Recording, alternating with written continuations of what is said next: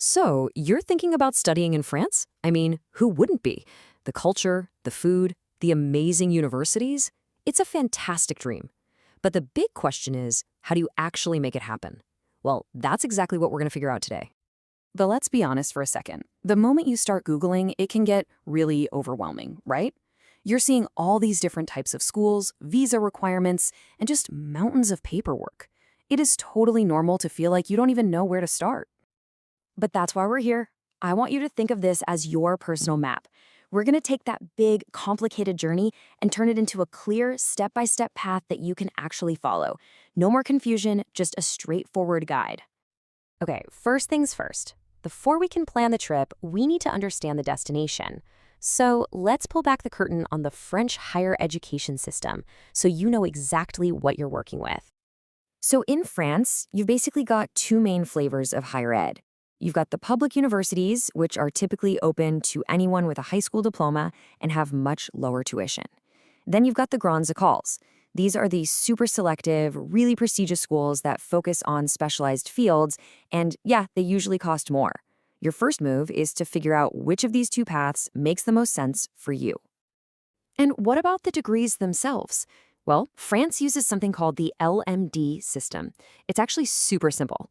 L is for licence, which is just like a bachelor's degree. M is for master, and D is for doctorat, which is your PhD. It's the standard across Europe, so your degree will be easily recognized everywhere. Now, this is a big one, language. If you're aiming for a program taught in French, you'll almost always need to prove you're at a B2 level. Just think of that as a solid upper intermediate level where you can handle academic discussions. If your French isn't there yet, that's goal number one. But hey, don't forget, there are also tons of programs taught entirely in English. All right, you get the system now. So the next logical question is, where do you actually find a program that's perfect for you?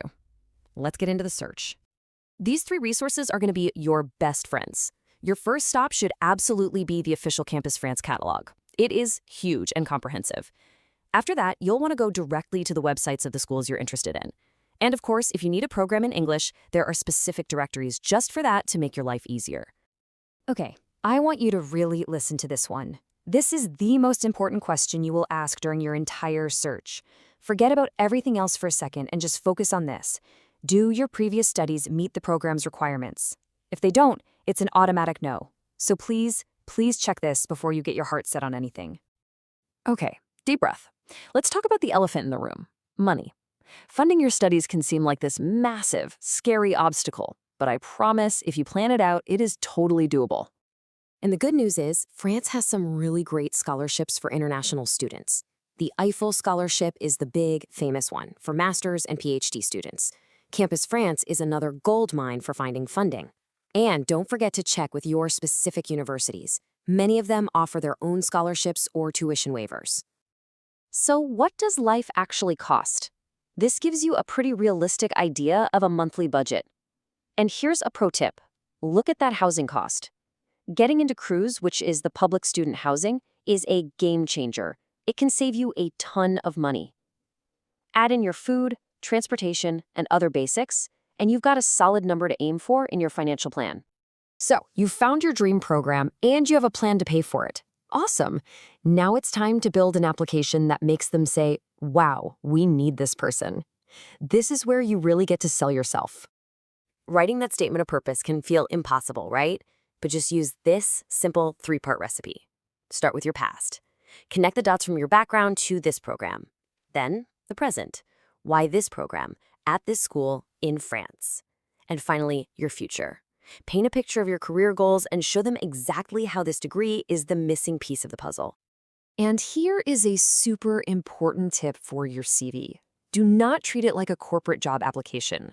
Honestly, French universities care way more about your research, your academic projects, and any papers you've written than your summer job at a cafe. So make sure you highlight your academic achievements. Okay, you did it. You got your acceptance letter. This is amazing. Take a moment to celebrate. Now let's tackle that final boss, the visa, and all the arrival paperwork. For a lot of you, the journey goes through the Etudes en France online portal. It's a very clear, step-by-step process. You'll make an account, upload all your documents, pay a fee, and do a quick interview. This is a mandatory step that has to happen before you can even think about applying for the actual visa. And timing is everything here. Think of this as your countdown. About 6 months before you leave, you need to be starting that Campus France application. 3 months out, you're applying for the student visa. And then, once you land in France, you've got a few things to do right away, like validating your visa. Seriously, do not wait until the last minute for any of this. So let's just do a quick final check-in. Have you double and triple checked the eligibility requirements? Got a solid financial plan? Are your application documents custom built for a French university? And do you have all your visa dates marked on a calendar?